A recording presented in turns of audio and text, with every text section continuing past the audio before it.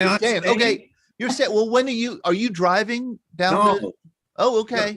no, I'm not going to let you. No, I'm not going to let you get on and talk about me. All right. Hey, Elle, we need to start streaming on. Okay. We are streaming. Yes. Oh, we are. So great. Facebook saw that whole interchange, huh? It's only been streamed for like 30 seconds. So it didn't catch my, rage-filled tirade. Luckily, no. Boy, that would have been bad. That would have been bad for my reputation. Are you turned on? Is it just me and you? We're starting now. I'm letting people in now. Hold on a second. I just want to make sure I didn't miss anything. No. I'm the only one today. Hey. Our guest. The amount of time Ken did. Oh my God. All right. Oh man. Okay, so I'm sharing my sound and I'm gonna start the music. Here we go. Hit it, man. All right, here we go.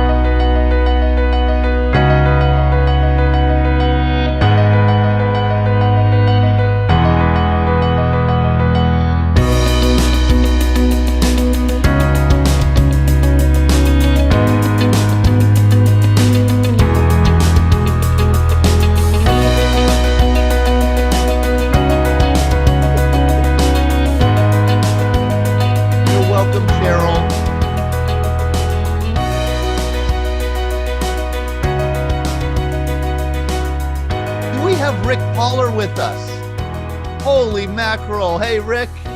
Good to see you. Oh, this is terrific. Good morning, everyone, and welcome to our Veterans Breakfast Club virtual breakfast. We have Bob Young back with us, too. Hey, Bob, good to see you. Geez, Harold Faust is joining us again. This is wonderful. And we have our usuals. Julia, I was talking about you last night, and Carol, good to see you. Glenn, of course, Larry, Sean. Good morning, everyone. Good morning. Good morning. Yes, let's see. Do you have something to say here? I see a hand up. A hand was up. Yes. And we have Jim Roberts. Okay. I'm asking you to unmute. So you, Scott, just come in and let you know Jim Howard's here. Jim. Okay. Jim, you're good to see you. Both Jims. Okay. Todd, I have a question for you. You said you were going to continue the Monday night celebration. Yes. Okay. 2 days from today, I got on the plane 50 years ago to head to Vietnam. Friday. Go to Vietnam. Yeah, April 2nd. And April 2nd was also the time I started this mustache. And I've had the mustache ever since. It's never come off my lip. I think it's grown out, but I keep cutting it back. Question I'd like you to poll your veterans that are here, Vietnam veterans. How many had a mustache in Vietnam? And how many still have it and haven't lost it or didn't shave it since they got there? Because I notice a lot of the veterans do have some fuzz on their lip. Could create a Jim, poll. that is so great. Okay. I have so many questions about this. First of all, my sense is the mustache thing came later. You left in 70. 71. So truly 50 years ago, Friday. Yeah. Whoa.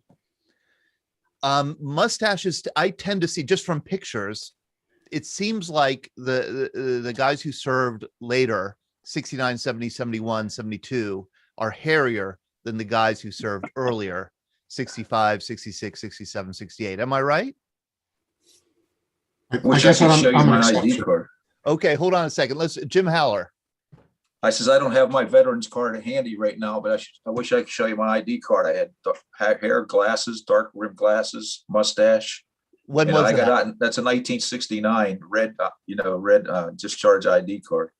So I'll bring it. I guess I'll get it next week and bring it out. but I was a Vietnam era war veteran. I wasn't in battle or anything. I wasn't in Vietnam, but I was in the 6th Fleet in the Navy, but I had a mustache. Harold Faust. Yes, I never had much of a beard, and I left in 69, and I still didn't have a beard. So maybe I'm an exception to your theory. Well, the I theory, was too young to grow a beard back then. and my question kind of is, did they loosen? I know that style changed during that era. You know, the United States, the culture was very different in 1972, very different than what it was in 1965. We had gone through the counterculture. We had gone through this, you know, upheaval. And one of the little things that changed was style of clothing and style of hair. Everybody's hair got longer, it seemed. And so men's hair wore their hair longer, beards and mustaches came back in fashion. So part of it, I think, was just a change in fashion. By 1970, 71, Jim is saying, White walls. You know what a white wall is? Yeah, no, right. I don't. That's when they cut you really slick here and leave your hair on top. Okay. And so, no, Damn no. tight. Hey, As far Todd. as I know, there was no relaxation of hair regs. No, mustaches were could extend not past the corner of the lips, although any of them ours did. That's okay. That's what my next question was, did the regulations change? And you're saying no. Not when I was in. They did not. And Larry's not, shaking his head too. Mark? Todd, Oh, Joe. I'm sorry. Joe Wisniewski. Wisniewski. Wisniewski. Wisniewski, yes. Okay. Now. Now, okay. the Navy changed and relaxed some hair rules prior to 1970. A little bit. They relaxed them a little bit. Admiral Zumwalt, correct? Yeah, exactly. But when I was fairly well in good shape, ship shape or whatever, I was a 4.0 sailor. But when I got out, I went afro. I grew a mustache and a beard, and I actually had to get rid of all of that. Once I started working in a manufacturing facility, and you had to be able to wear a mask and get a hard hat on, and because a hard hat with an afro, you come out at the end of the day, you look like you have an atomic bomb in it. You know? So, but there was definitely a change in the rules while I was in. I mean, as far as because I went in early '66 and got out in '70. So, in that period of time, there was a change. Was almost. Todd, here's my ID card from December 29th, 1971. I love this. Here, we've got to. Here, hold on. Then we go to Chris. Hold on. I want to spotlight this. Okay. Mhm. Yeah, you've got the big old black glasses and the mustache that does not go beyond the corner of your mouth. Was that the deal? I guess I don't remember. That's it. Yeah. So Goes beyond the corner of the mouth. That's We used to call them birth control glasses, Todd. I don't know what. They're back in style now. They are back. There it is. You look very hipster. That's right. You look Talk very about an hipster. ugly looking sailor. Now, listen, Jim Roberts, I'm going to contend this. I contend that if you were 5 years older, if you had left for Vietnam, say in 1966, hold on. All right. I'm going to remove the spotlight. Okay. Jim Roberts, if you had left for Vietnam in 1966 instead of 1971, you would not have grown a mustache. Probably true. I don't know. I know one thing, that the helicopter pilots we had, a lot of them had the handlebar mustaches. They were waxed and curled. Especially the Cobra pilots. The Cobras would stop at our place, and they get out, and they had a bit of swagger, and a lot of them had the handlebars. I get really into these details. So you could do the waxed. No. Oh, okay. They were No. verboten also. No. No. Corners of the mouth. So they weren't regulation. Okay, let's go. Chris Perillo, then Dennis McCarthy. Good morning, everybody. Nice to see you. Excuse me. Can you hear me, Todd? I do. Yeah. In 1974, of course, enlisted and went into boot camp clean shaven and stayed that way. got down to A school in Pensacola in the winter of 75 and grew a little bit of a wisp of a mustache there. Went off to 6th Fleet. And in Zumwalt's Navy, I grew a full beard and mustache, kept it through active duty and into my reserve time until President Reagan. My drill sergeant made me do push-ups part Ah. 2. 1, I blinked too much in formation. Sorry. Reasons sorry. my drill sergeant made me do push-ups part 2. 1, I blinked too much in formation. That's a video I'm going to share with you. And I think I'm still sharing my sound. So you all heard that. But yeah, You had me looking for a Zoom bomber I really know, fast. I know. Sean, I'm so sorry. I'm sorry to do that to you. I know that's triggering. That's very triggering. Chris Perolo, I'm sorry. Go ahead. No, yeah, I had a full beard on active duty and mustache. It makes no sense if you need a gas mask or some other protective equipment when you're firefighting. But Zumwalt let that loose, and a lot of people took advantage of it. It was much easier to roll out of your rack and go on watch without having to shave. So that was a relief, but it wasn't good for the protective gear, or later on we found out in firefighting or in dangerous situations, it was not a good idea. But President Reagan put the brakes on that when he came into office and said, hey, this sloppiness from Vietnam, you know what I mean, culturally, erosion of the Navy because of things, not Navy, the services because of things here is stopping now. And there's an incredible story about what motivated that, and it was the crash of an EA Prowler on the Forrestal, I think. I can't remember now. I have to look it up. There was a terrible air crash on one of the carriers. Yes, that was the Forrestal. And for this is a radar plane, which is flown by 4 pilot, co-pilot, and the operators. And it came down and it hit the island, and it was a terrible crash. There was a terrible fire on deck. I can't remember, maybe 57 sailors lost their lives and a lot of injuries.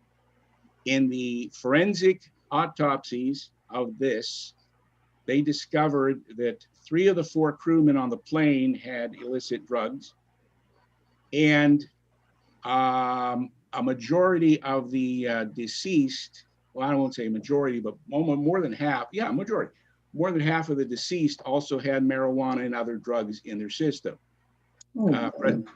President Reagan said, no, not in my Navy, that was it. And he directed the Secretary of Defense and everybody from top down to get back to standards. And that was the reversal of all that Zumwalt policy. Oh, that is so interesting.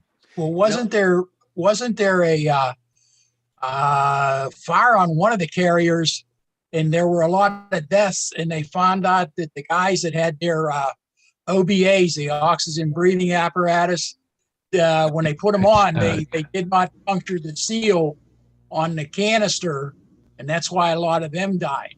Is that the same crash? I don't know if that's related or that's a separate thing having to do with the fire in the Konkan Gulf. I think there was a fire on one of the carriers prior to this incident. Rick, fire. Rick, you were going to say something?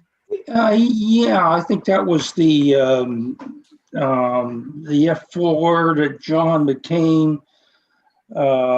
He was actually flying an A4.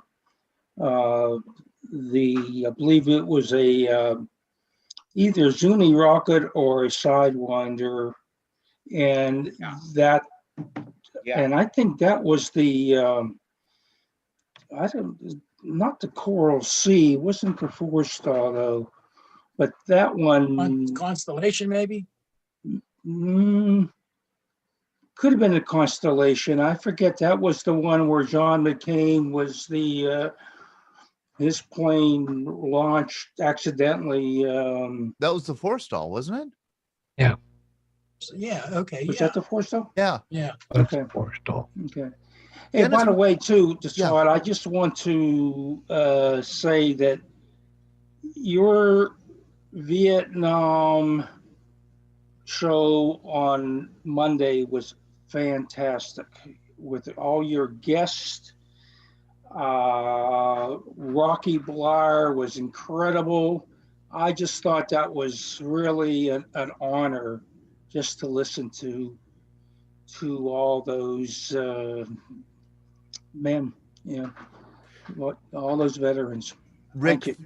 for you, it should have been a pleasure. For me, it was an honor. It really was. It was. And I said, it came afterwards. I told my wife just kind of what I said Monday night. And that was like, it is like having all these big brothers and sisters sitting you down and just telling you stories. And it is so much fun for me.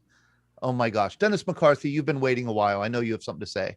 I was in the Navy before Zumwalt, and when I was stateside, I wasn't allowed to grow a stash, but in Vietnam, you could if you had your company commander's and the XO's signature.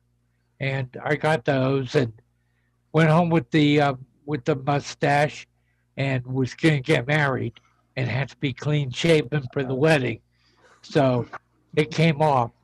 But shortly after that, I started growing a beard. And I'll have to send you a picture of me with a beard sometime. Please do. It was big and it was bushy. And I kept it for, I don't know, 20, 25 years. One time I was in the hospital, and when I was discharged and brought home, I went upstairs, I took a shower, I just felt grungy all over, and I thought, I'm going to get rid of the beard. So I shaved it off, and I came downstairs. My wife was, at the time, was sitting on the couch, and she screamed when she saw me because she had never seen me without the beard. Without the beard. So Dennis, that great picture that we have of you in Vietnam, you do have a big mustache. Right. What year was that? 69. Okay, 69. Before All right. Zumwalt took over. Okay. Yeah. And when I went to my reserve unit, of course, they wanted it shaved too. I kept it very thin and got away with it because I was doing office work. But yeah, those were the days. High and tight and stash. So Larry Woods, how was it in the Air Force? They didn't let us have mustaches in the Air Force, but they did release. We had one sergeant, a master sergeant, that pushed spit shine, wanted spit shine boots, and he'd made us take our helmet covers off the helmets. He lasted 3 days. He had threats made against him. They removed him and put him into an office job. The helmet covers came back on, and we started the graffiti all over again. And we could wear tiger fatigues if we wanted. There were a lot of looseness in terms of the uniform, at least for security police. But my beard, I didn't have that until I got out, but almost immediately I grew my beard. So my beard is older than Libby, Ellie, and it's almost as old as you. It is almost as old as me. So you can figure I have a beard that is just a couple of years younger than you. That is so no mustache in the Air Force at all. At least not on our base. They didn't loosen the rules like that. But for security police, like I said, they loosened it in terms of the uniforms because we could wear the little boonie caps. And we'd take our helmets off and wear those when we got out on post and things, and nobody complained.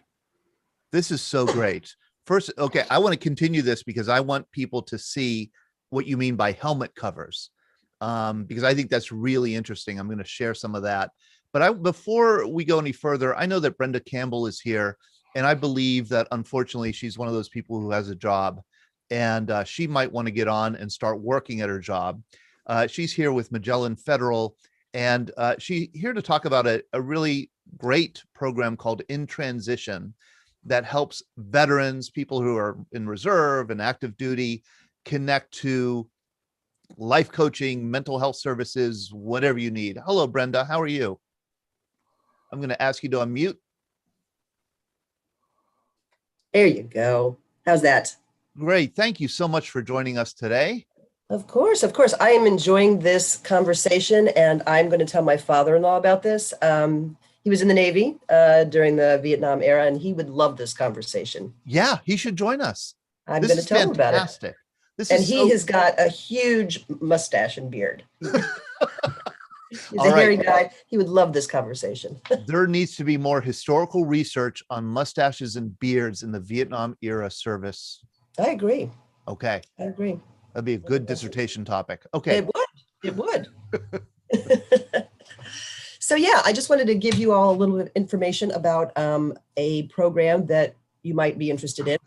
In Transition is part of the Defense Health Agency's Psychological Health Center of Excellence. In Transition is a program that offers you one-on-one coaching if you're interested in getting mental health services. So anybody who's ever worn the uniform, regardless of era, regardless of time in service, is eligible for this coaching service. You go, you meet with a coach, sort of virtually over the phone, weekly, and they help guide you to get the mental health services that you're looking for. It's as simple as that. You can call 24/7, 365. They also have a resource center. So our resource center has got hundreds of resources, whether you're looking for a service dog or to understand some of the benefits you might be entitled to. I know from my father-in-law, he just assumed he's not eligible for anything. And that's not true. And more, especially Vietnam, is, you know, you have access to more things than you probably realize. So they can help you with all of that too. So you can call them, like I said, 24/7, 365, and they will help get you with a coach if you want, or just give you some resources if you're interested in those. And I have a website. I hope you can see it. I hope my sharing is working. Ellie, you could, or Sean, you could tell me if it isn't. But there is, here's a website for In Transition, and you can see where to enroll. You call 1-800 number, and we could put that information, or Brenda, could you put that information in the Zoom chat Absolutely. here for everybody, Yes, I and maybe will. your contact information if people have questions about it? You And bet. then one of us, Sean or Ellie or I, can transfer it to the Facebook Live side so that people on the Facebook side could have the information. Perfect. Yes. Be happy Great. to do that. And I will put this website link also in the chat for people. And this is terrific. How long have you been working with this program? I have been with the Psychological Health Center of Excellence for a little over a year. And it's the best kept secret from the DOD.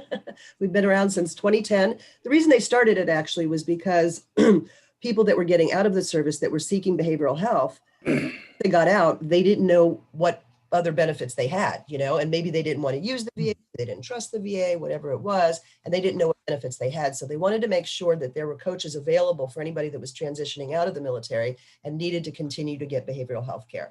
And it sort of grew from there. And so now it's just anybody who ever wants to get mental health counseling and wants to talk to a coach about how to do it, it's available.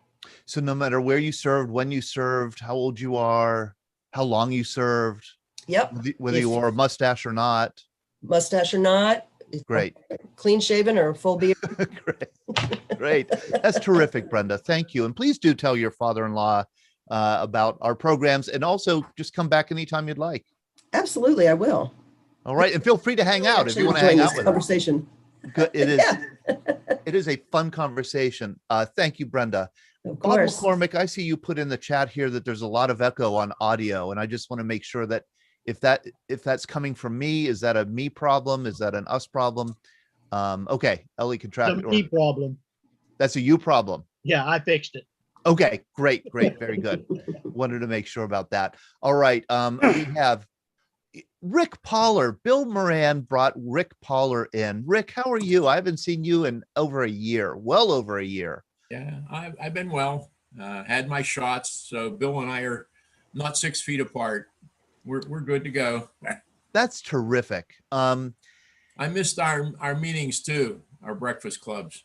I really do. I really miss them. And I know I made a lot of empty promises this year. I promised that I would get an iPad to you so that you could join our meetings. I still have the iPad, and I still would like to get it to you. So there's a chance that I might fulfill my promise, because you know you're one of those Vietnam vets who has great stories and you tell them well. But did you have a comment about what we're talking about now, the facial hair?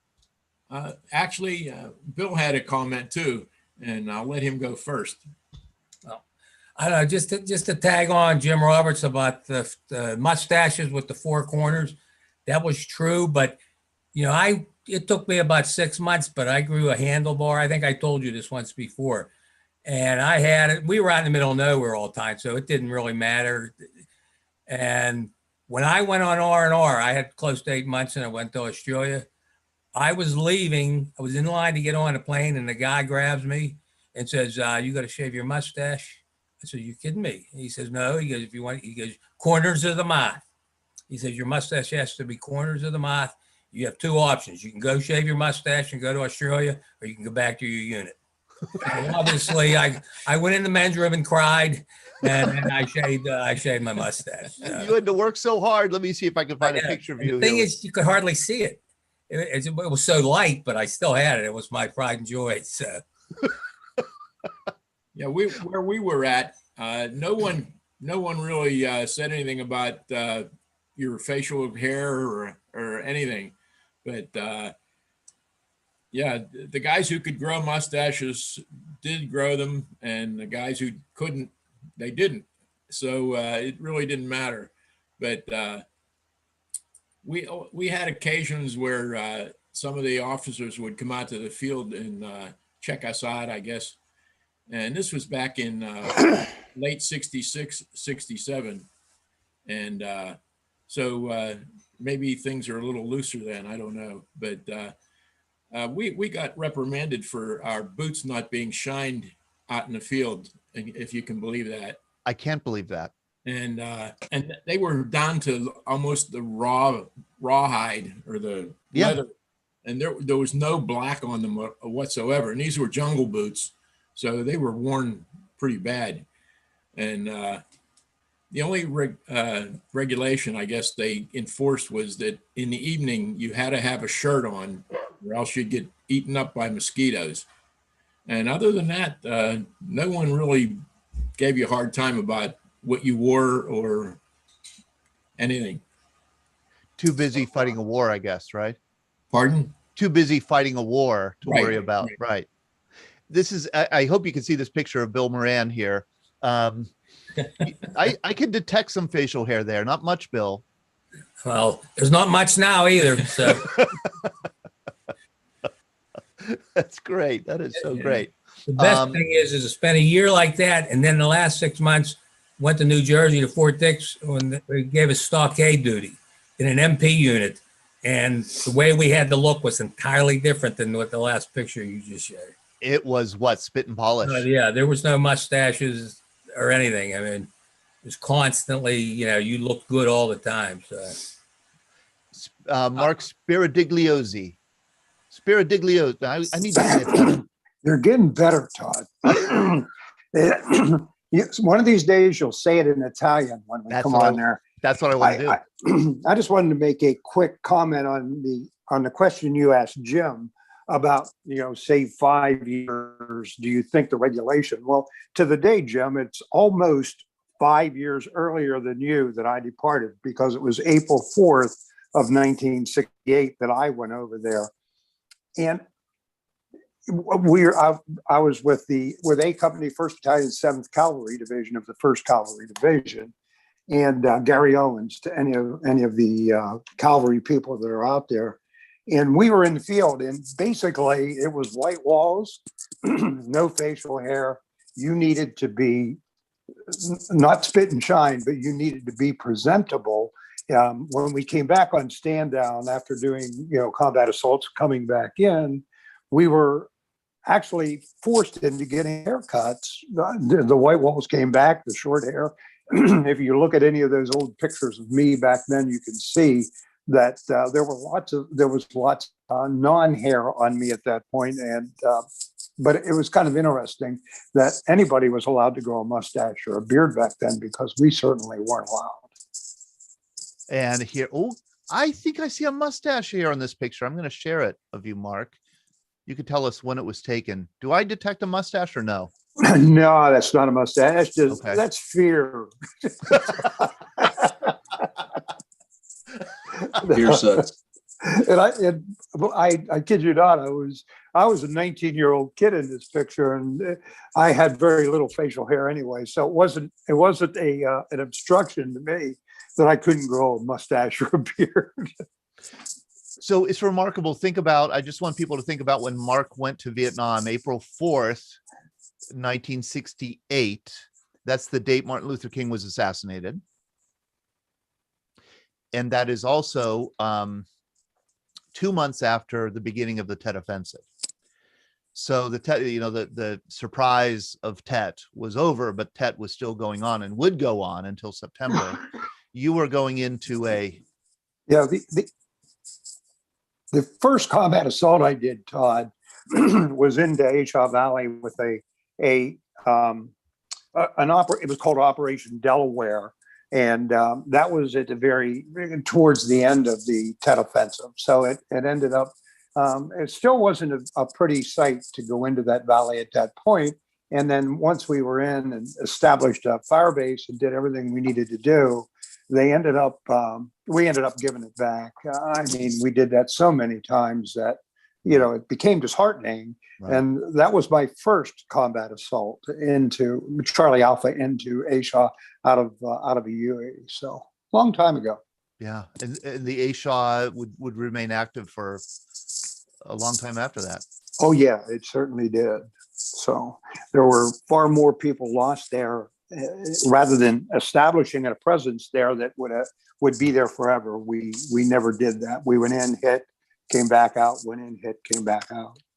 I can't imagine, and you don't need to comment on this, but I cannot imagine what it must have been like to be 19 years old, to leave this country on the day Martin Luther King was assassinated, to get the sense that life was unraveling here back at home, because it would get worse, and then go to this 10,000 miles away to fight a war that you didn't totally understand, and then have to come back a year later to a home front that was so different.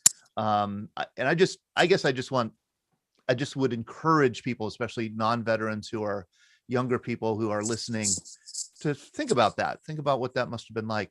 John Kramer, you've had your hand up. Yeah, Todd.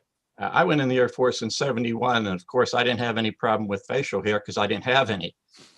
I didn't start. My first time I ever shaved was in basic training. But in the early 70s, there was the enlisted airmen. We had to keep our hair really short. However, the black airmen were able to get around that. They would pack their hair down real tight during normal duty hours. And as soon as they got off of duty, they would get their picks out and they would have a full-blown afro. They would look like Jimi Hendrix off of when they were off duty. And that's just the difference between the two. That's so great. That's so great. They found a loophole. Jeff Witherall, this is great. I was in the early 70s when I was in the 82nd Airborne. I mean, that was all spit and polish. I mean, they did have mustaches, but they had to be trimmed. They can't touch the upper lip. They had to be cut on the sides and all that. You broke starch twice a day. You had spit shine boots in garrison. When we went to the field, all our boots were oiled. We didn't have any shine or anything on our boots in the field. They were black, but they were oiled. And yeah, it was all spit and polish. Oh, interesting. I want to share. Oh, I can relate a story on haircuts. Okay, please do. The gentleman just said about the black plastering their hair back. Yep. We were going to stand a Commodore's inspection. This was on ship in Pearl Harbor. And I was noted for always getting hit for a haircut. And I always thought I was pretty good because I'd get it cut on base and it'd tell me it was okay. Well, they told me I was going to lose liberty if I didn't get another haircut. And I got a haircut and I went around to the chief and he said, "You're good." I went around to the executive officer. He said, "You're good." I'm standing next to the fellow's name was Hunt, the black guy. Okay. And he was all plastered back.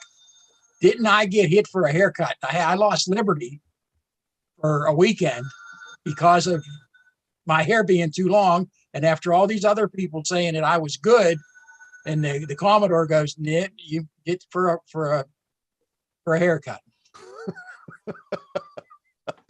So you never quite knew, I guess, right? Yeah. No. Beauty's in the eye of the beholder, I guess. You know? This is great. I am going to try and share here some of those helmet cover shots that Larry made reference to, or helmet covers that Larry made reference to, because that was like the great billboard that you could wear in Vietnam to express your individuality when you were overseas. Let me pick one out here. I have a bunch of them. Oh, this one looks like a short timers, right? This would be like you'd keep your calendar on your helmet cover, something that you could write on. Short timer helmet. A short timer helmet. And so you had an officer who ordered that those had to be taken off. Oh yeah, we weren't allowed to have anything on. They issued brand new ones, and it caused an uproar like you wouldn't believe. Really? Yeah, because the guys just went nuts, and we had an NCO who was in charge, one rank above him, and they just removed him because he was so bad for morale. So they put him into an office job and said, "Don't worry about it after that." And everybody immediately started to redo their helmet covers. To redo their helmet covers. Oh yeah, so just like that, and whatever the saying is, it almost always have where you were from. There'd be all sorts of stuff on the helmet covers. Do you remember? And I'll get a little controversial here. There's certainly examples, and I've shown it in my classes, of helmet covers with anti-war slogans on them. Oh yeah, okay, that did happen, huh? Yeah, lots of "Make love, not war." A lot of stuff like that. This one is very small. You probably can't see it. It says, "War is good business. Invest your son." Mm-hmm. Not uncommon. Boy, oh boy, what a time. And then here's another one. "Don't shoot, it's me."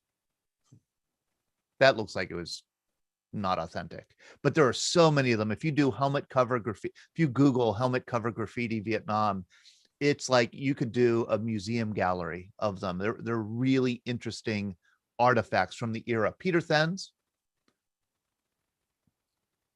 I don't have a helmet story to share, but I got a quick mustache one to share with you. Now, obviously, Vietnam, I'm only a year behind you, Todd, so I didn't have a mustache during Vietnam.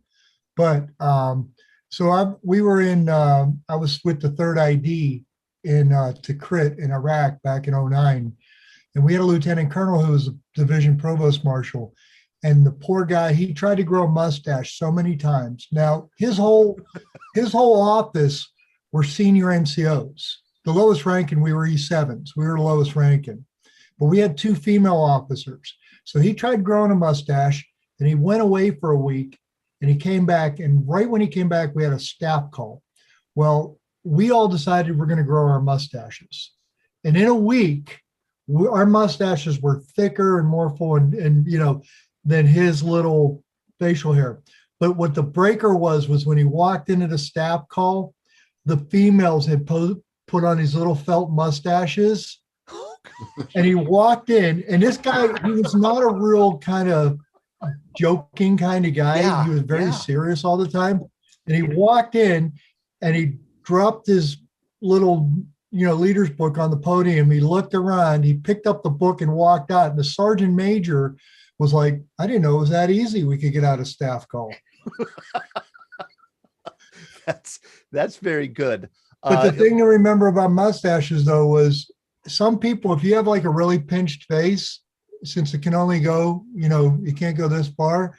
And this sergeant major was one. He had this real tiny mustache, because if your face is pinched in, you can't grow it as wide. Meanwhile, if you get more of a wider face, you can get away with more. But yeah. Chris Perillo? Since we brought up the subject, I got to tell you this. In boot camp barbershop, when we got there and we got our haircuts, and one of the guys from Pittsburgh had an afro. And we marched in to get our haircuts, and he sits in a chair, and I'm just right in front of me just about. And I saw the most remarkable thing. Of course, these barbers were expressionless, no conversation. This is a day's routine. Barber took a pair of clippers, and he started from underneath, and he went up on all sides underneath, and he literally actually pulled that off his head like a helmet and dumped it in a bucket. And I was like, how'd he do that? Wow. I mean, he was so skilled, so quick. And then he did the buzz. And the guy was like, he looked in the mirror and he didn't recognize himself. He was just so shocked that he lost a nice head of hair. But just lift it up and put it in a bucket. Unbelievable. Jeff. Yeah, I was just going to mention that when I went to Ranger School in '71, they were just getting. I think the Army was getting used to the mustaches in the United States, and at Ranger School, it was sort of like, yeah, we're not gonna endorse mustaches and everything like this. We're not really in favor of that. And Uncle Bernie, we called the sergeant, our first sergeant, Uncle Bernie, and he was a rough son of a gun. And he said, if I catch anybody with a mustache, they're going to do push-ups, till the cows come home.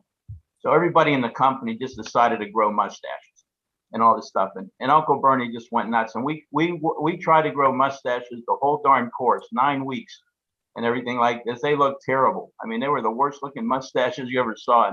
And then when we graduated, we shaved them off. And when we graduated, it went for 9 weeks of that, just upsetting Uncle Bernie. Jim Puhala. You could unmute yourself, Jim. I thought I saw your hand up. There you go. Yeah. I don't know if anybody else ever had the experience with a Vietnamese barber. But the first time I got a haircut from a Vietnamese barber, I was really shocked because when he got done cutting my hair, he put one hand on the top of my head and one hand under my chin and rotated it back and forth, and then he snapped your neck. Oh, okay. And then he changed hands and did it the other way. And it actually felt pretty good. Like that? Kind of like that? Yeah. That would make me a little nervous. I was gonna mention, Todd, you haven't lived until you've had a Korean barber, a lady barber in Korea. They're the greatest. I mean, they cut your hair and then they beat all over you. They just beat on your head, they beat on your shoulders. You can sit there all day and take this here beating. It'll cost you $1 or whatever. Jim, did the Vietnamese barber take his hands like this and then give you a massage on your shoulders and the back of your head and then crack your neck? Yeah. And then crack your neck. Rick Collar is doing it. Rick was just doing it to Bill. Yeah, exactly. Hey, Jim, did they do your ears? No, I don't remember. They had a thing that I don't know, it was like a little razor or something like that. When you come out of off of the chair and go outside, you could hear a fly tap dance at 40 yards. But then we were told, don't have that done because they were afraid that if one of the barbers was VC or something like that, that if they would just take that and just in your ear, you're done. Yeah, that never happened to me. I don't know. Well, I'll tell you what, it was what you said about the snapping in the neck, and the shoulders, and that little ear thing. That was amazing. It really was. You felt like $1 million coming out of there. Yeah, the neck thing felt great. Jim Holler. I wanted to say hi to Jim Puhala. Just I haven't seen him for a while. Hey, Jim, how you doing, buddy? I'm doing well, Jim. How about you? Love the beard, but okay. How's the family? Everybody good? Everybody's good. How about your gang? We're fine. We just we're celebrating 50 years marriage this year, and we're all vaccinated up and all that stuff. So we're in good shape. Congratulations! I remember being at your wedding. What's that? I remember being at your wedding. Yep, September 18th, 50 years. Yeah, congratulations. Thanks. Some of you may remember a World War II veteran named Walt Patton, who used to come We know to our. Do you know Walt? Well, we know Walt, Larry and I, we know him from the History Center. Yeah, from the History Center. Yeah.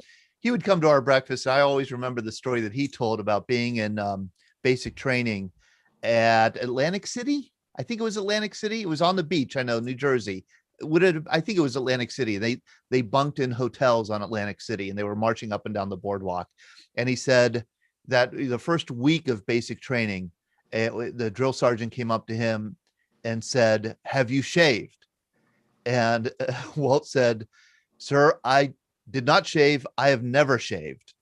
And the sergeant said, "Well, you will shave starting today," and made sure that he said, "I was shaving nothing, but I was shaving every single day."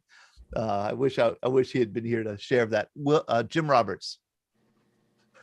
back to the thing, when we were in the field with the Vietnamese, I don't know what the American units were like, but we were expected to shave. And the sergeant I operated with, and we never did. We'd come back from a 7-day operation with 7 days growth of beard. And the major, the district senior advisor, who was our boss, was never really happy about this, because my sergeant and I would come in and take a shower, and we wouldn't shave till the next morning. We'd walk around in the evening with the 7-day growth of beard. And the major never ordered us to shave on the operation. But one day he was complaining. We were at dinner, and he's looking at these two bearded infantrymen, and he said, you guys brush your teeth. If you carry the gear you need to brush your teeth in the boonies, you ought to be able to carry a razor. And my sergeant, before I could say anything, he said, "Sir, LT carries the razor, and I carry carries the toothpaste, and I carry the toothbrush." And the major just sort of got up and walked out of the room while everyone else was trying to hold their laughter back. That's so great. That's so great. I'm going to share another cartoon here. Let me see.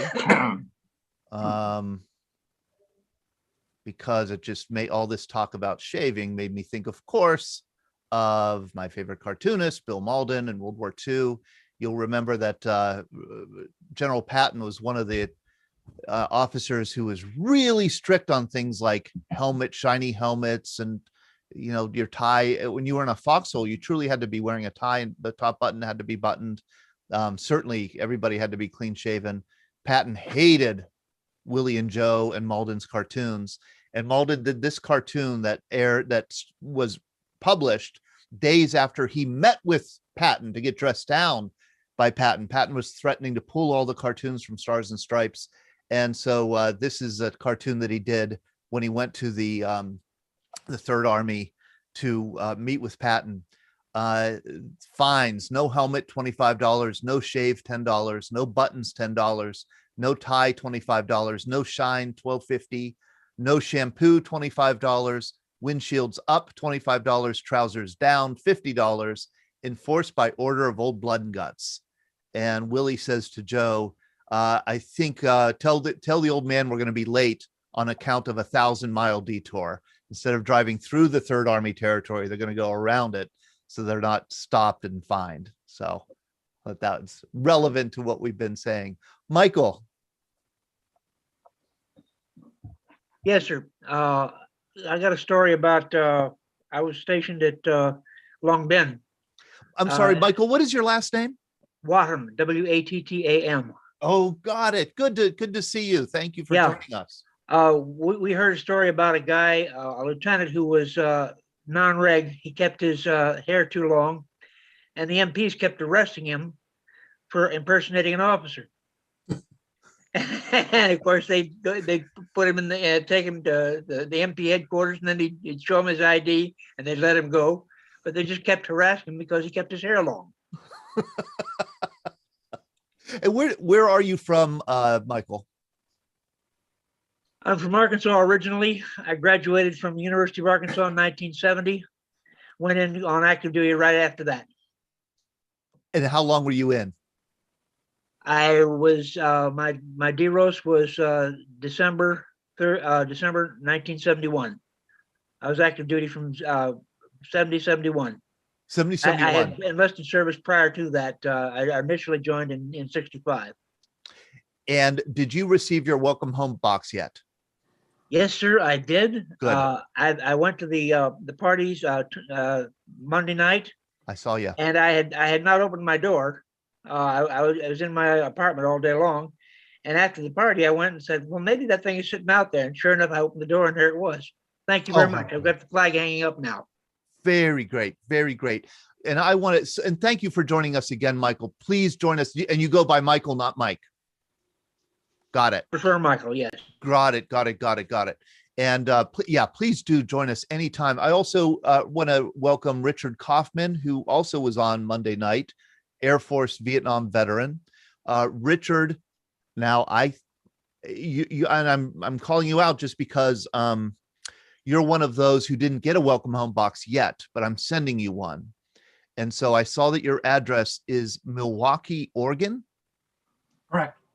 And so there's a Milwaukee in Oregon. Yeah, it's spelled IE instead of EE.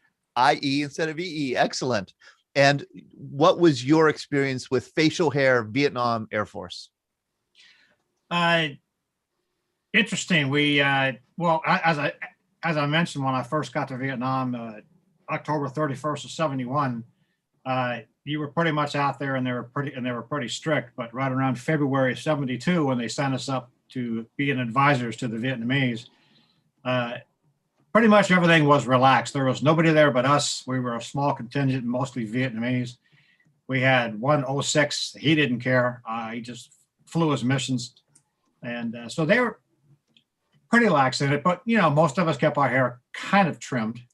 But there was nobody that we only had like 2 officers, and that was it. The rest was all enlisted. So, but we did kind of keep somewhat of a military orientation, but sometimes my hair was a little longer. I should show you some pictures of my hair, but nobody really cared. And please do, Richard, share pictures, and Michael too. You know how I love to show these pictures. They help kind of give us an image, and also I think they help kind of, they help generate stories and memories. So if you want to email me pictures, please do. Love to see them. Love to see anything that you have to share. Michael, you're going to say, I'm sorry. I have one photo. I'm going to try to pick it up and show it to you. It's one of my best photos. Let me see if I can't see myself, so I can't see if it's. Yeah. And we could spotlight your video and I don't know if you can see this, or. Let's see. Let's spotlight it and take a look. Let me just turn around. Oh, here. yeah.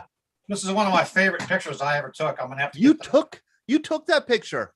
I took that picture. Yeah. I'm actually hanging out of the helicopter shooting the choppers behind me. That is fantastic.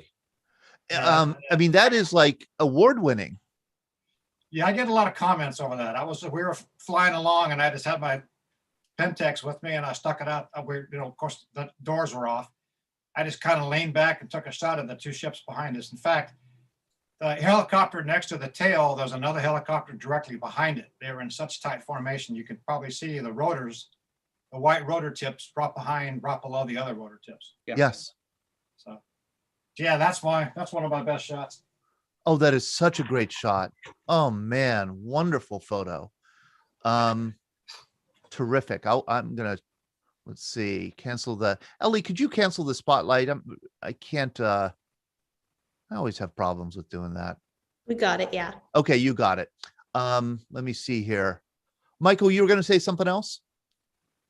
Oh no. Okay. Your hand. Carol Popchak, how are you? I'm fine. I've unmuted. Can you hear me? I did. I can. Okay. I'm having very mixed feelings of the discussion of the Vietnam War. I'm a civilian. I played no military role in the war, but it was happening during my wonder years. I was in high school at the height of the war, and oddly enough, I was in an extracurricular activity of competitive speech, where the category I competed in was a current events type category. So I had to watch the news every night. I had to read news magazines as a teenager. And I was probably more well-versed on some of the things than the average kid, walking the streets. I think one thing that is so different as the daughter and niece of and daughter-in-law of World War II veterans about the Vietnam War is the vets that I knew did not want to talk about Vietnam, whereas at least I heard war stories about World War II from the uncles and the dad and all of that. And I think something else that I was so aware of as a teenager was this war was on TV every night. It was my assignment to watch the war every night. And with that, there are things that you cannot unsee. I think in World War II, the coverage was a little sanitized so as not to demoralize, Americans, not that they were not aware of some of the horrors of that war, but we were eyewitnessing things with the time delay of, film being produced. And I vividly remember that this was when the rampant mistrust of government was begun because of all the lies associated with Vietnam. Now, because I had to know this war from a lot of different angles, I remember very well the whole, I hesitate to use the word excuse, but excuse given for getting into the war was this diplomatic theory of the domino theory. If we didn't stop communism in Vietnam, it was going to, take over all of Asia. And whether or not, that should be debated is a whole other matter. But there was a theory put forth that here's the noble thing we're trying to do. But what you were seeing on TV was something very, very different. And then, of course, you had My Lai. And I don't know if there was anything comparable in World War II to My Lai. There may have been, but it may not have gotten, the publicity that My Lai did. And I think that also made people uncomfortable talking about Vietnam because you never knew what you were going to stir up. So here's my closest contact with the war in Vietnam. And maybe some of the vets can identify this with this because maybe it's partly their story or vets they know. I know well two people who served in Vietnam, and they are as opposite ends of the spectrum in experience as I think you can come. Mm-hmm. The first one was a volunteer. And from what he told me, he volunteered as soon as he could because he wanted to go kill gooks. He could not wait to get to Vietnam and kill gooks. Now, at the time he was telling me all this, he was well out of the Army, and happily so, because with all of the enthusiasm he took to Vietnam, it was quickly squelched when he and his, I don't know if it was company or squad or whatever, but a group of them were asked to come to a South Vietnamese polling site. And they were standing, with military arms visible, but they weren't pointing guns at anybody. But they were told they were going to guard the polls to make sure that, nothing untoward happened at this election. But there was something about the expressions on the faces of the people as they were going into the polls past the soldiers. And they were being told something as they were entering this area, that one of the soldiers, I don't know if they were speaking to the Vietnamese in French, but it was a language one of the other soldiers understood. And he told his buddies that what the Vietnamese people were being told was if they didn't vote for the right candidate, the soldiers were going to shoot them. And that's when my friend started seeing the war differently. He had some very grotesque war experiences after that, which I don't feel I have the right to share. But it was pretty clear to me I probably should not talk about Vietnam around him because I had no idea what I was going to summon up. On the other hand, you have my best friend's brother, graduates from college with an accounting degree, gets drafted, and is immediately put into, I really don't know what the equivalent would be, but he was in kind of a desk job in Vietnam associated with the PXs and things like that, like managing inventory and things like that. And his was sort of a Julia Parsons story. They saw he had an accounting degree and they just plucked him out, and so he never saw combat. It wasn't that he didn't, expect to see combat, but he wasn't given the choice.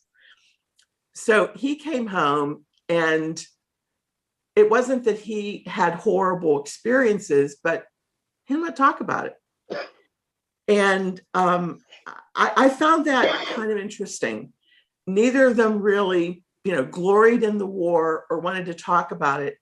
And nobody I knew treated them disrespectfully or spat on them or anything like that, though I know things like that happened. But I think those who knew them and cared about them knew enough to just not talk about it, because this was a war that provokes sadness and anger, and I'm glad humor from your veterans. but not pride, not from what I've experienced in the vets who have talked to me. Pride in what they learned, pride in what they do, pride in surviving, absolutely. But as America's foray into stopping communism before, it would spread, not so much. I hope that hasn't hurt anybody's feelings. That's just a civilian point of view. And I think you expressed very accurately the diversity of experiences you could have in Vietnam, the experience of watching and following the war back home, the kinds of reactions you get from veterans when you ask them about the war and their service. Were you always a buzz crusher, Carol? Here we are laughing about facial hair, and you brought in a whole bunch of really big, really important issues that we do need to discuss, and I want to discuss with our veterans. Well, let me throw my bit of levity into it. For those of you who think that mustaches are birth control, you just haven't met the right woman. My husband had a full beard and mustache, never prevented us from having 2 wonderful sons. You just haven't met the right woman. That's true. But I think you raise a lot of really, really important points that I think we could cover along the way. Mm-hmm. We could have a discussion about with a special program. Thank you, Carol, and people can certainly respond to if they. I didn't mean to be a buzzkill, but I certainly wasn't going to bring this up Monday night. I was not going to try to follow Rocky Blyer, with my human interest stories. And I'll just, Ben Wright might chime in with this observation. One little observation on one little thing that you said that I think is really important. And I think you said it in a way that I have never quite realized. We've done 2 trips to Vietnam with veterans. And I would say Ben Wright was on one of those trips. To a person, the veterans who came back had a better feeling about their service than before.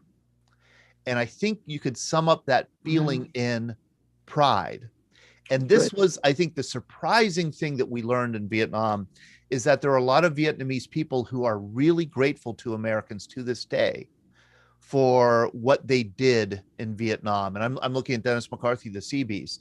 I was talking to Chris Moore on KDKA radio a few nights ago, who he was in a part of a construction group in the Army, building roads that are still there and being used, building bridges that are still there and being used, kind of building the country in many ways in the shape of the United States.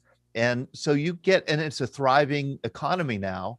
And you get a lot of people who are saying thank you for helping to build a prosperous Vietnam, which is what we're experiencing today. And you almost do get the sense like you're walking around Saigon, and Ellie was on that trip last year. You kind of get the sense like, did we win this war? It kind of looks like we won this war. You see all these American companies, you see, American style shopping.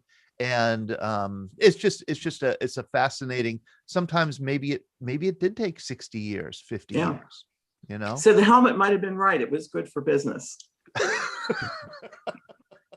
You are such a cynic, Carol. I love it. Dennis McCarthy. Real quick, when I came home, it was 1970, and I was in community college in Southern California, and I got the temperature of the campus real quick. It was definitely anti-war, and I never spoke about Vietnam, nor my first wife, nor my best friend. Never mentioned it. It was 25, 30 years later when I caught up with my old squad leader from Vietnam that I had somebody to talk about the war with.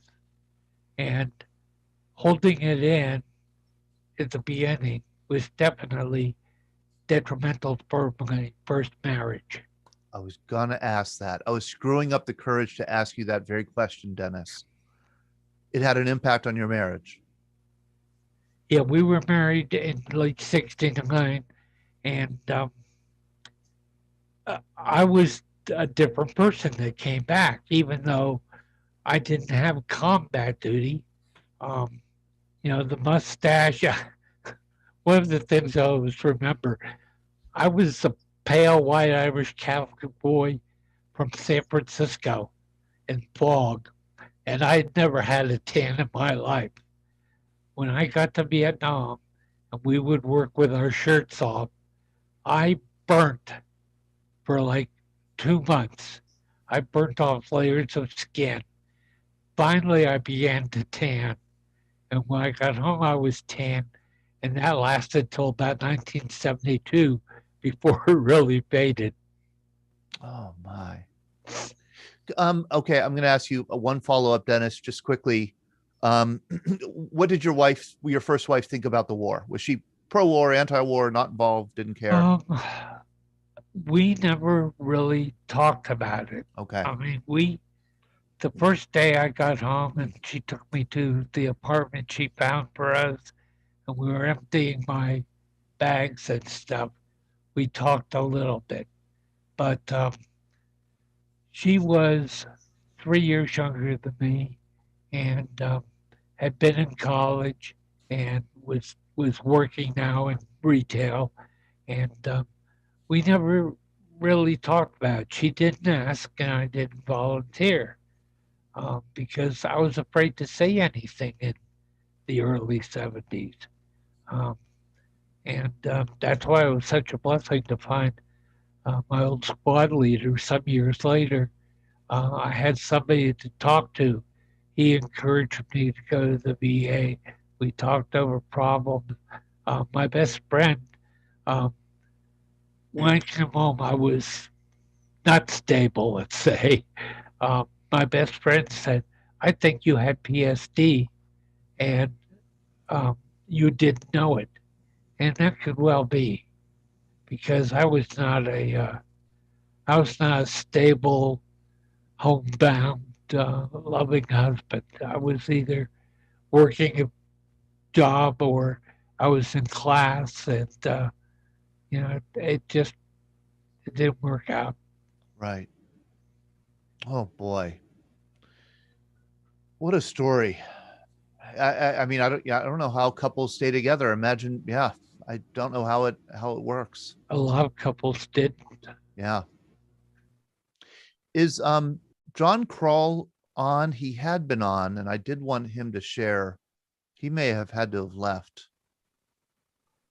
I'll try and reach him because I know he had a story to share, and I had some pictures of him to share about his regiment, the 9th Infantry Regiment in Vietnam, 1968. Joe Dornbrock. Joe, how are you? Joe sent me this wonderful letter that contained a lot of his information about his service, and I thought it was fascinating. Joe, first of all, what was your facial hair situation when you joined the Navy, when you enlisted in 1973? Let's just say that one of my shipmates got dubbed with Space Ghost when he tried to grow a beard, and I got the same thing, and it came off fast. The mustache has been with me, though, ever since. I served aboard the USS Bainbridge from 1976 to 1980, and our claim to fame then was getting caught up as the first ship off the coast of Iran right after the hostages were taken at the embassy in Tehran. And we really didn't know. Here we were, we thought we were post-Vietnam, even though I'm technically Vietnam era. I just caught the last end of the era, and I was in a year before Saigon fell, and it was never a Vietnam vet. And I always try to make that clear, that Vietnam era is not the same as Vietnam vet. And my deepest respect for everybody who served in country. Nevertheless, we wound up in a situation where we really didn't know. We had done patrolling enforcement of the seas against the Soviets' encroachment. That was no big deal. Thank you. Let's see, DLGN 25. That was its designation. They changed it around, and it destroyer light Guided Missile Cruiser Nuclear is what the DLGN's for. They changed it over to CGN for cruiser. They did add some superstructure to the ship, just as I reported aboard in June of 1976. And they could afford to do that without stability loss because it had 2 heavy nuclear reactors in the engine rooms that gave it. Oh, no. Okay. We were actually making a port visit to Mombasa, Kenya, when the hostages were taken, and they say, hey, the Bainbridge is nuclear. It's not supposed to be refueled for another several years. And there were no supply lines up in that part of the world yet. So we were sent on up. I recall standing watch in the number 2 engine room, very specifically on the nuclear reactor when the chief engineer came in to see how things were going. And I got out of my chair and kind of sidled back because keep your eyes on the panel, keep your eyes on the panel. I says, Chief Engineer, are we going to war? And he said, that's above my pay grade. I'm not sure about that. And I said, boy, I didn't think we were going to catch another hot one here so soon after Vietnam. And he said, so Petty Officer Dornbrock, what did you think you were enlisting for? And I said, doggone right. Sorry about that. I forgot my place here. Nuclear guys were kind of wise guys. We were very much separate. The engineering department was different from topsiders in that sense, even though we might have been electronics technicians as I was, and machinist mates and electricians mates, but it was a different world below decks on a nuclear surface ship. At least it was aboard the Bainbridge. It's important to say that. Anyway, we set a cruising record for that. We never wound up in a hot situation, but what we in that world in engineering didn't know is they were taking the Bainbridge into the Straits of Hormuz at night to do reconnaissance. We had spooks aboard. Part of what the people topside were doing was gathering electronic intelligence. So the idea of challenging the Russians for open seas, no big deal. Into the Straits of Hormuz, which had American-built weapons on the Iranian side, that was a scary idea. But most of us didn't know that was happening. Below decks, we were just producing power and water and making the ship go. I'm embarrassed to say that I didn't know that there were nuclear cruisers. I always thought that, nuclear submarines, nuclear carriers, but there were nuclear cruisers also. It doesn't look like a huge ship. How many people were on it? 500 and much more. One of the reasons they don't have them anymore is it cost an awful lot to train us.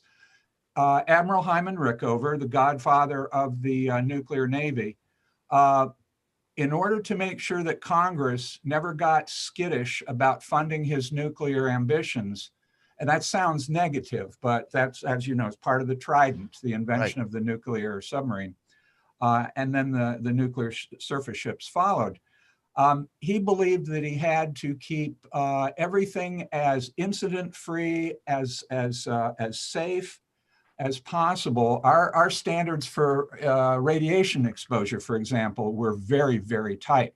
But I went on active duty on 31 May 1974. I didn't set foot on a ship until I'd been trained 2 years later. 2 years training. Too much. And no wonder you were a smart ass. Believe me, there was a culture amongst us. Yeah. A lot of us had college. I did not. I went in almost directly after high school. But a lot of people nuclear trained had college degrees, quite frankly, and were enlisted, not officer.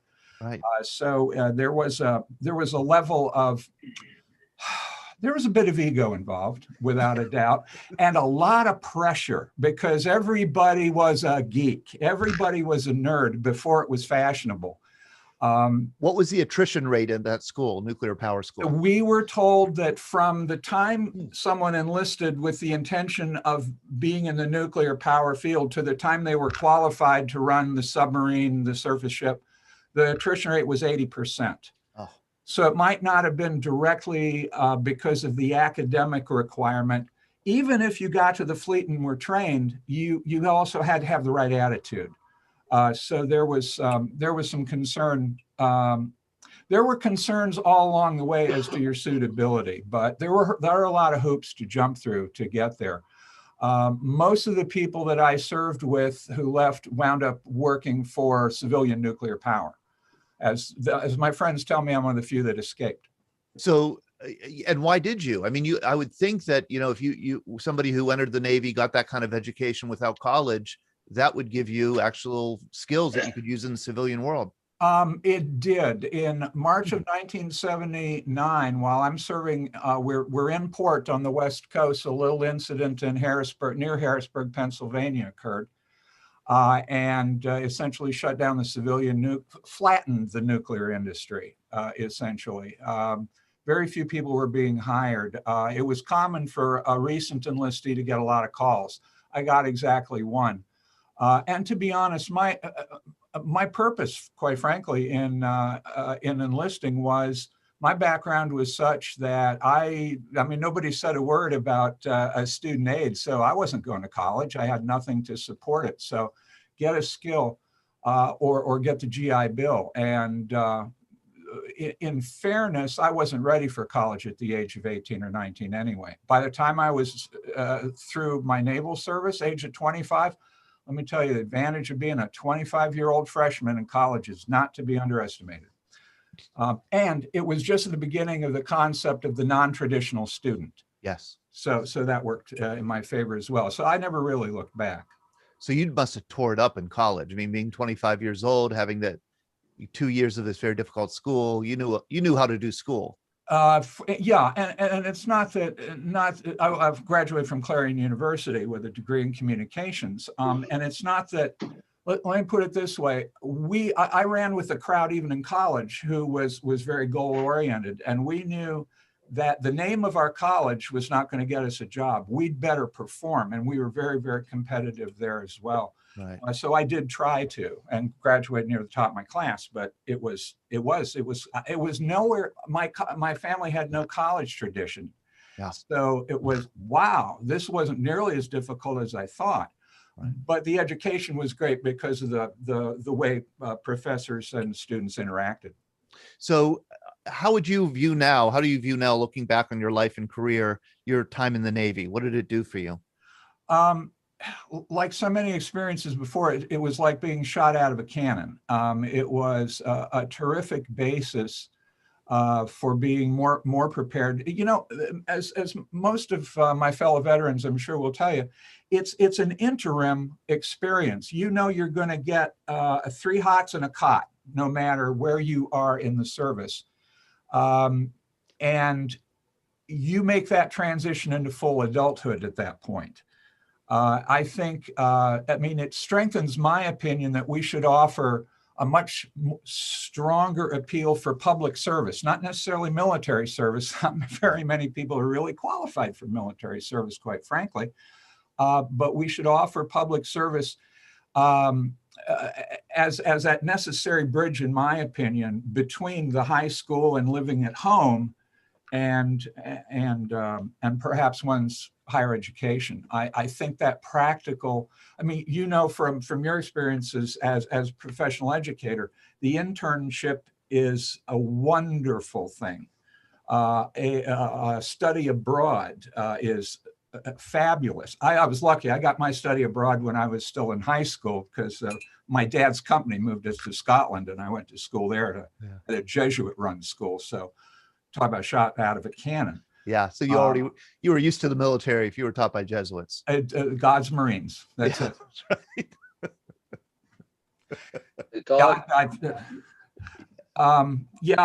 By the way, I see from Chris Perillo, I mentioned USS Bainbridge nuclear cruiser. CGN-25 was turned into razor blades in the late 1990s. The current USS Bainbridge, which was featured in the film Captain Phillips, is, if I recall correctly, DDG-96, which is a destroyer. It's an oiler, but it is a turbine, gas turbine ship. And that was the other thing why there are no nuclear cruisers, in my opinion. You don't want a Pearl Harbor. Any oil burner or nuclear has to take hours to heat up its engine room. with a gas turbine, you put a key in the ignition and go. Got it. And that mobility is worth the difference, I think. Robert McCormick, I thought I saw your hand up when Joe was talking. If you do want to chime in, please do feel free. I'm just talking. Oh, power plant where they designed the submarines and the aircraft carriers, and I was thinking about the redundancy that's built into everything. That's mostly what we did up there, was make sure everything was going to run every time. Robert, I'm sorry, where were you? I was in the Army, but I ended up working at the Bettis Atomic Power Bettis. Plant. Right. Got it. It's Yep. now, it's changed names 14 times since then, but I worked in McKeesport. We all call it Bettis yet. yeah. It still is now too, but it's got, like I said, it's changed names. Yeah. But I worked in the fluids and mechanical laboratory. We tested valves just to make sure that they were going to work. A valve that worked on the boat 25 times a year, we ran it 1,000 times during a day. Right. Try to wear it out. You were the people that saw to our operational capability and safety. Thank you. We did a lot of safety work on different boats, and got to go down to Norfolk and walk underneath an aircraft carrier. Oh. You can't believe it. Your size is your brain won't accept it. Yes, it's amazing. I mean, that the boat that was stuck in the canal, in the Suez Canal the other day, I can relate to the size of it. I saw the USS Enterprise in dry dock up at Puget Sound Naval Base. Yeah, your eyes won't comprehend what you're seeing. It's 900,000 tons, 40 acres of U.S. soil anywhere in the world. I've been along the Enterprise aboard the Bainbridge looking up at it. You know, it's quite a ship. Well, there will always be an Enterprise. There actually currently is an HMS Enterprise in the British Navy. And of course, they're working on the next USS Enterprise here. And as far as Vietnam goes, the way everybody was, whether you're combat or whether you're non-combat, does make a difference in your experience, but it did change everybody. It did. Even whether you were combat or non-combat, you lost people. Absolutely. We know, if I might briefly, rockets, mortars, attacks, and just madness sometimes. If I might add, before the Bainbridge was deployed to the West Pacific and wound up off the coast of Iran, we had left an America that was different from the one we came back to. Yeah. And I've always said that the change was November 4th, 1979. That's the day the hostages were taken in Tehran.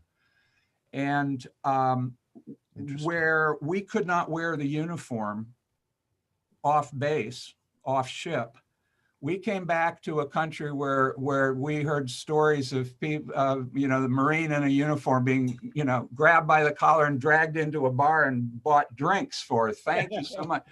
Just because somebody had dumped on America, our whole attitude here changed. I think that was the date that the post-Vietnam malaise was thrown off. Interesting. I think it created the culture that led to the election of Ronald Reagan, despite the fact that Jimmy Carter had an amazing crush of unfortunate events on his shoulders. Now, I speak kindly of President Carter for many reasons, not the least of which he was my commander-in-chief and a fellow nuke. So. Fascinating. Jake Barsatini. Yeah, thank you so much, Jake, for joining us. I know that you haven't been able to join us much, especially on Wednesday mornings. Thanks for joining us Monday night and now. You're welcome, Todd. I'd like to address Carol and some of, all of my Vietnam vet brothers and sisters. The experiences I've had because I retired from the Air Force, and when I came back from Thailand during the Vietnam War, I didn't have the experiences that some of our brothers and sisters did. If you stayed on active duty, you came back to a base, you were treated differently than most people were treated by civilians. But what I would like to address is I hear all the time at various Vietnam veterans functions, people talking about, well, I wasn't in combat, I was a Vietnam era vet. That strikes a bad chord with me because I've written a number of articles about it, but there's no such thing to me as an era vet. All vets who take the same oath, they don't choose where their assignments are. They are heroes to this country. There are campaign ribbons and campaign medals for various combat actions you are involved in. I was involved in 8 myself, but you're still a veteran.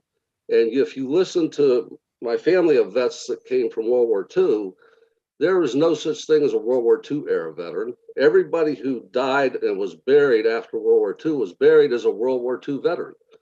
There's no such thing as a World War I era veteran. You only hear that with Vietnam. And I just like to commend my brothers and sisters that you are all honorable veterans, no matter where you served. And you're a hero and you're deserving of the credit and the pride you have in yourself, no matter where you serve. And that's all I wanted to mention, Todd. I think that's wonderful. I got an email yesterday from somebody who said, somebody new who was on the program on Monday night, dropped in, and said, I want to be on the email list. And he said, I'm not a Vietnam veteran. I served in Germany in 1968, 69. And, I said the same kind of what you said. I said, Vietnam was part of a much larger war, the Cold War. And in fact, we started, the United States started pouring so much attention into Vietnam that there was really a concern that the Soviets were going to take advantage of it and invade Western Europe. And I said, there's a really good chance that you were in a much worse position there in Germany than people in Vietnam were if World War III were to happen the way it was supposed to unfold, which is a massive Soviet invasion through Poland and East Germany into Western Germany. So yeah, I agree. Nobody ever says I'm not a World War II veteran because I never left the lower 48. You're a World War. I agree. That's a good point. Thank you, Jake. Leo West, how are you? Korean War veteran. Got 2 things here. One, as a Korean era veteran, that was one of the things that always hit me was that I was a Korea or era veteran, not a Korean veteran. And that was the way we were,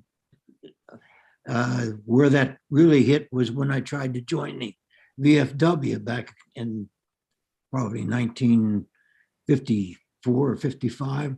And I could go in only, in fact, they wouldn't even take me as a, what do you call it? Auxiliary member at that time. And because I didn't serve in Korea. And the other thing I have is something about Vietnam. I was teaching 7th grade at the time. And this would have been 1967, 68, maybe not that late, but somewhere in the 60s. And I had a little girl that was in there whose brother was killed in Vietnam. And he was on his way to R&R in a plane that got shot down. And he was killed. And when the wall was put up, his name was not on it. And they had to fight for about 2 or 3 years before they got that name put on, because the idea was that he wasn't killed in combat. So the attitudes of different times were kind of tight, even at that time. At the time of the Vietnam War, and it was just a sad story there. And I remember, I don't think I had to write a letter or anything, but I was very much involved in trying to get his name onto that wall. Leo, do you remember the name of that soldier? Right off, I don't. Okay.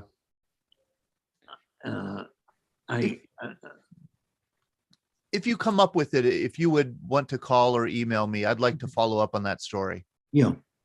That's an interesting, fascinating part of history. Don Nemchik? Yes, sir. Further Leo's point, it struck a chord with me. There was a U.S. Navy ship, the USS Frank E. Evans, was on a mission, a training mission, right as they got done with gun support for the Marines in Vietnam. They were out of what was called the combat zone, the tax-free zone, if you will. They collided with an Australian aircraft carrier. Lieutenant on the bridge zigged when he should have zagged, resulting in 74 American sailors being killed. Oh, gosh. Their names are not on the Vietnam Wall either. We have a real close friend, Joe Hoffman, who is a shipmate on the Evans. He wasn't on board during the collision, but there was a book written called American Boys. And this book is so well written. They continue to lobby the Department of Defense and others to get these 74 names on the Vietnam Wall. There was a father and a son.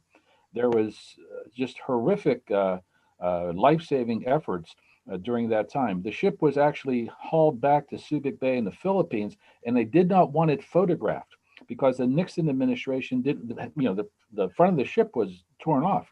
The Nixon administration wanted to sanitize that, showing that there wasn't these types of horrific accidents and things happening at sea. So to further Leo's point, there was many GIs who were killed in we'll just say non-combat situations, but were related to combat situations that are not on the Vietnam Wall. It's a very touchy subject for a lot of people. So I appreciate what Leo said. I just wanted to punctuate that with the fact that there were 74 sailors killed right several miles off what was this imaginary line that they had drawn and say, well, if you were here, you were in combat. If you were here, you were not. You were still dead. So that said, I encourage anyone to read that book, American Boys. And it's very enlightening. And thanks again, Todd. Thanks again for everything you have done. I believe Richard Fitzgibbon, thank you, Don. Richard Fitzgibbon, I believe, is the first name on the Vietnam Wall. And he was killed in June 1956, and it was murder. He was murdered by a fellow airman. I'm almost positive. And his son, I believe, was also killed later in Vietnam. He was a Marine. And it was one of those father-son combinations that are on the wall. But I think it took a lot of work to get his name, Fitzgibbon's name, on the wall. Michael, and then Angela. I wanted to share something about the kind of respect we are getting now that we didn't get back then. A guy who had served in Afghanistan. After I met him at the Veterans Place, and after we got that around saying thank you for your service, he said something that I had never heard before. He said, "Thank you for leading the way." Because what the Vietnam veterans did, we did something that had never been done before, because we returned to a hostile, or at least an indifferent civilian population. And because of that, he did not go through some of the kind of stuff that we went through. And so that's why he said, "Thank you for leading the way." Isn't that great? Angela, Stabrila? Yeah, I just wanted to kind of circle back to the, first state that, like, I was born in 1975. So, I was kind of shielded from everything. I was, a newborn and just a toddler when, Vietnam was happening and ended. But I never had like a negative connotation of Vietnam veterans, because in the 80s, it was the A-team that was Vietnam veterans. So everything that I saw growing up was nothing but a positive aspect. And then growing up, in my life, just nothing but positive, relationships with Vietnam veterans. And also circling back to the, not a veteran if you didn't serve in combat. I think, other eras have that as well. Are you veteran enough? Is how a lot of veterans state it. And even when I worked at the VA, I had a fellowship. And for those of you who don't know, I have a spinal cord injury, so I walk with a cane. And so veterans would come up, next to me, start walking in step. Our canes would hit at the same time, challenge me to races, and they would ask me where I served. And I would tell them, I'm not a veteran, and I'm a civilian. And the anger sometimes that I would get of, don't disrespect your service, don't. So I found that I had to say that I never served in the armed forces, because saying I'm not a veteran, they translate that into, you think you're not veteran enough. And so that's how I had to, learn how to phrase it. Because even saying I'm a civilian, sometimes I would get pushback from them. And then they would still ask me what branch was I in, and things like that. So I think it absolutely, that branches out to other eras as well. So yeah, that distinction of are you veteran enough? How much danger did you see? How much danger did you encounter? And what I found is a lot of veterans will say, and this has happened so many times in so many different contexts. I'm not really a veteran. I did 2 years. I had a cushy job. I'll never forget meeting one veteran during the Korean War era veteran. He said, I'm not a veteran. I did 2 years. I was behind a typewriter at Fort Dix the whole time. And so I said, well, that's interesting. What did you do? And he broke down crying. And he said, I processed paperwork for World War II veterans who were being recalled for Korea. It was the worst time of my life, because these guys now had children, they had families, they were furious that they were being recalled for Korea. And I felt like I was sending them to their deaths. And I thought, oh my gosh, every veteran has a story. You just have to keep asking questions about it. Wonderful stuff. I want to say, Richard Kaufman, I am going to send, and I want to I'm announcing this because I want to ask everybody something. We sent out 100 welcome home boxes to Vietnam veterans, but we got about 75 more requests for them. And I want to honor those requests. So all I'm asking of you is, if you know any organization or any company that might want to contribute to the boxes, to add something to the boxes, please let me know so that we could pack up these boxes and ship them out. We're going to add stuff of our own to them. But if you know of anybody, I know that, Larry at VVA 62 is going to be contributing. If you know anybody, any company, any, I don't know, retail or whatever, you could just email me, let me know. Greg Yost, you have your hand up. Yes, thank you. Thank you. Thank you very much. I just want to chime in with 2 stories about Vietnam of a personal nature. And one is that my father was in the reserves during the early part of Vietnam. He was on 6 months active duty and then 6 years in the reserves. And I sort of just doing some mental math. I remember talking to him one time, and he remembered the date of his discharge, which was when his 6 years was up, which was fine. But I did some math, and this was he was discharged in the middle of Tet, which really sort of made an impression on me from a national perspective, that why would you take this person who's perfectly capable and, you're in the middle of this huge battle, the enemy hit you, and then all of a sudden you're discharging your members of the reserve. It struck me as odd. I think it was good for him, probably good for our family, but nonetheless, for the country, you're just taking people out of the military in the prime of their service. And that made an impression on me in a meta sense, in this very personal story. The other is about the group of Vietnam veterans as a whole. And this also made a very positive impression on me that I really want to share. I happened to be in Washington, D.C. one year on Memorial Day weekend, which was, of course, the years of the Rolling Thunder operation. Every year, large numbers of Vietnam veterans would converge on Washington, D.C. on Memorial Day weekend for Rolling Thunder. And Rolling Thunder is also sort of a motorcycle thing, right? So there's not all Vietnam veterans are into motorcycles, but this is the real deal. I happened to be in DC, ironically, for chaperoning some high school students for a national speech and debate tournament. I see Carol there, and was a National Catholic Forensics. And some of these kids, even from Pittsburgh, had never really been to DC. Sort of a shame because we were so busy with the tournament, we didn't really get. Turns out we were at the same hotel that like the 101st Airborne was staying at. So it was really cool. And you saw all these Vietnam vets around it. The Rolling Thunder people, I call it still in uniform. They had that look about them. You just, you know what I mean?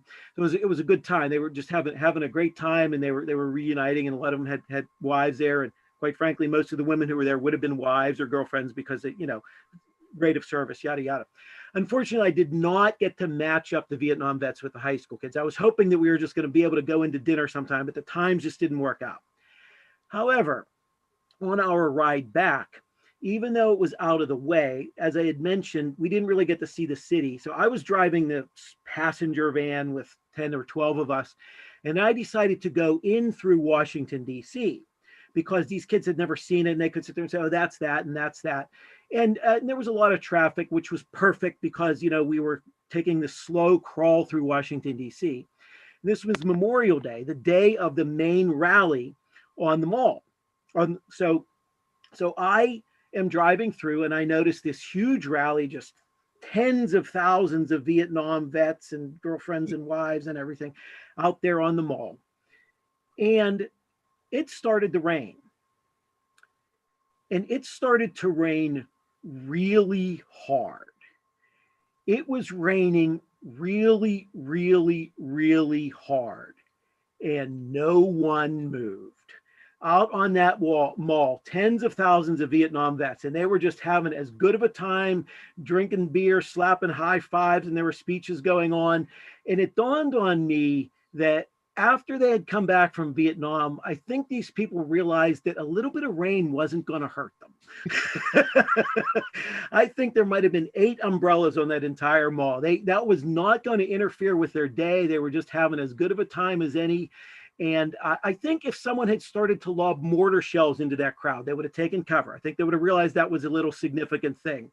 But rain, really, really, really hard rain, wasn't going to stop these people from standing out in the mall after they came in from Nebraska or Tennessee or Massachusetts or Texas, because they just said, we're here to have a good time, and we're going to have a good time. Yeah. That made a really strong impression on me. So I want all the Vietnam vets out there to know that I saw in the crowd of Vietnam vets something that led me to believe that whatever you learned that there are some important things out there and some things that maybe aren't really that important, like really bad rain. Greg, that is so perfect. Can I add that wasn't their first rodeo? They had been through monsoon season before. Right. A lot of times rain was a welcome thing in Vietnam because it cooled you down a little bit. Because you couldn't, yeah. So I love it. That's exactly the kind of like little insights I get, Greg, with this job. Being around veterans has just taught me so much. I remember thinking early on, I want to know what they know. Like, how could these people be standing in pouring rain and not be irritated? They know something I don't know. And it's taken me 13 years to learn a little bit of it, but I think I have. That is absolutely wonderful. Hey, Todd, can I add a quick story about Rolling Thunder? Sure. So I was stationed at West Point for a few years. And, of course, during the time I was there, we had West Point graduates who were being killed in Afghanistan and Iraq. And I don't know I can't remember exactly who it was, but there was this nasty little piece of work who used to run this, was the Southern. Yeah, I know who you're talking about. He was a pastor of a church, and they used to, they used to spew that stuff, right? So we had found out that they were actually, we had 2 they were classmates who graduated from West Point. They were killed by the same IED as they were changing command over. And so they were going to be buried on the same day, at the same time. And the escort always came in from off post. We had a funeral home off base that we always dealt with. And I had been a member of the honor guard, so I knew all the procedures and all that. But at this point, I was running the MP station. Well, so we had this they were going to protest outside of one of the gates at West Point. And my commander and I, we went out there, and we were out there in our full MP gear just to kind of like, see what we could do. But so they were off at a McDonald's about 100 yards away, and they were already on the bullhorns.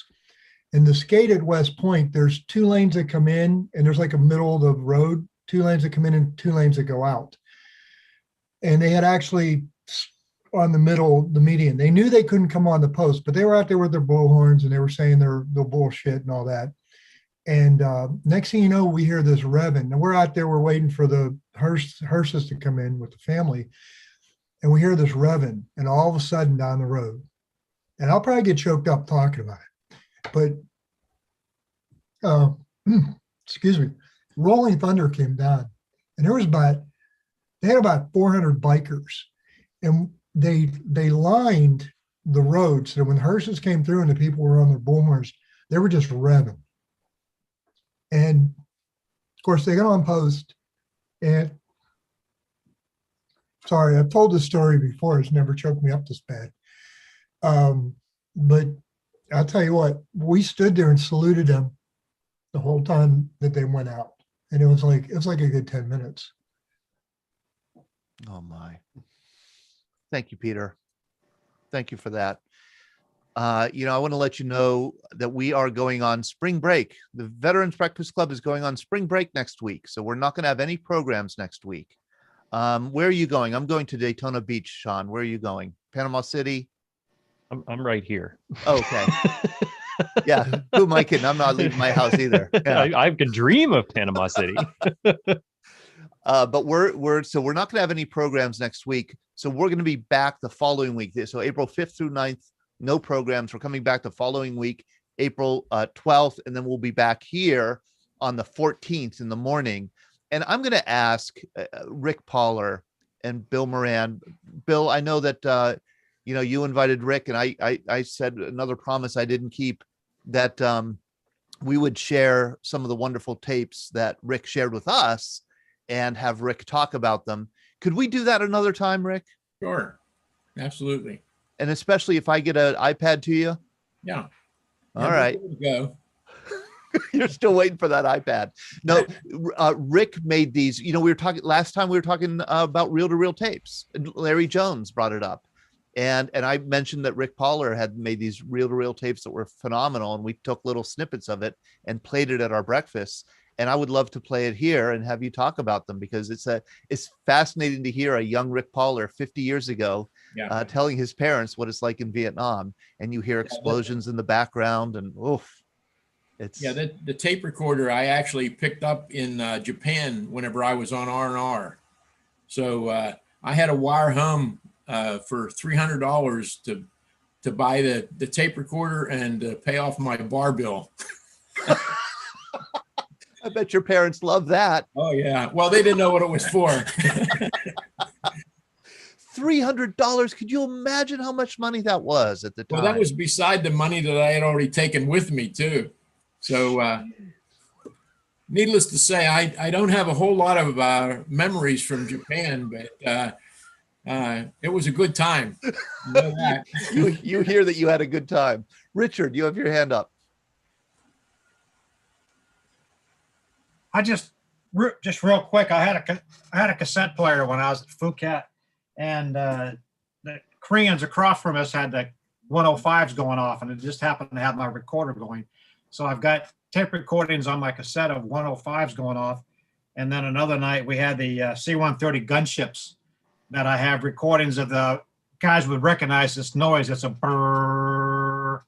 And I have that on tape. And I actually have time-lapse photographs of those the 130s with the fire coming down with tracers that I'll send with you too. But I just happen to hear about cassette tapes. And oh, I would love to hear those. Would love to share those and talk about them, Richard. Thank you. Okay. That's a wonderful thing to do. Yeah, thank you very much, Richard. Thank you for that. And thank you, Rick and Bill, for joining us. Bill, thank you for having Rick over. Thanks to all of you this morning. What a conversation. Jim Roberts, you started all this with your talk about your mustache. Happy 50th anniversary of shipping off to Viet. Can you imagine it's been 50 years? Just amazing to me. Hey, Todd. Yes. On the sidebar on that tape recorder, he had $300 and some sent to him in Japan. Here in the States at that time, Akai tape recorders were going for about $6.5. So he got a Real, deal in Japan. he got a real deal. Yes. Yeah. Todd, I still have my TIAC. I still have my TIAC or TEAC, whatever you want to pronounce it, reel-to-reel tape recorder that I purchased in Japan. So if you ever want, but all I have is music on it. I don't have any recordings. You don't have any recordings of your voice. No, but if anybody ever needs, I'm going to keep it, but it weighs about 1,000 pounds. I tell you what, it is so heavy. But anyway, I know you got to go, but I'll keep it. If anybody ever needs a player, I still have mine. I don't know why. Last thing before I take off, I want to say hi to Julia Parsons. Hello, Julia. Last night, I gave a talk to the Bridgeville Historical Society about women in World War II, and I talked a lot about you. And when I came home, I was just very glad that I don't owe you any royalties for every time I talk about you, so, because I'd owe you a lot of money. But boy, I invited people to come on this morning, and Lenore is one of them who is there to meet you. Hopefully next time we'll have more people who want to come on and meet you and ask you questions, and I'll be able to put you on the spot. Very good. Thank you for joining us, Julia. Julia Parsons, Navy Wave, turned 100 years old March 2nd, and she's joining us this morning. So, all right. Happy Easter, everyone, and I will see you actually, I'll see you tomorrow night, right? Right, Sean? Generation 9/11, we'll have on Bart Womack, Command Sergeant Major Bart Womack, talking about the embedded enemy attack of March 23rd, 2003. Right. Really excited for his story. Read through his book. It's fascinating stuff. But yeah, he's going to be on, and looking forward to you all joining us. Great. All right. Have a great Wednesday, everybody. Take care.